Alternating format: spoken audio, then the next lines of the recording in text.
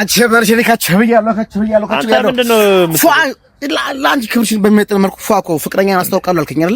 እንደዚህ ለመልበስ ታዲያ ይኸውልህ እኮ 3 ቀን እንደዚህ አይደል የለበስከው? የቆየሁት እባክህ መንገድ ላይ ቀጥቅጥ ስሳፈር ታክሲ ስሰለፍ ምናምን ነው ትራንስፖርት የሚባል ነገር የለም። እሱ ነው ያስቆየኝ እንጂ ኤክስ እኮ ማለት ነው ቆያለች ሌላ ነገር ላይ ነው እንጂ እዚህ ባስ ላይ ምናምን ኧረ ነቃቤ ደንገጥ በቃ አሁን ወደ ቤቷ እንሂድ። አሁን ቤት እንሂድ። ሰው ቤት ለቤት እንጀራ እየጋገረ ልብስ እያጠበ ህይወቱን ይቀየራል። አንተ ቤት ለቤት አዋርደኝ እኮ መፍትሄ ካለሽ አሁን ለምሳሌ ማን ነው ታክሲ እንሰለፍ ቀጥቅጥ እንጋፋ ወይስ በእግራችን ጥላጥላውን በእግራችን ዘመን ወንድሜ ዘመን በላ መፍትሄ አለሽ? መፍትሄው ማያንጎ መጠቀም ያንጎ ስትጠቀም ማለት ነው እስከ 30% ባነሰ ዋጋ መጠቀም ትችላለህ።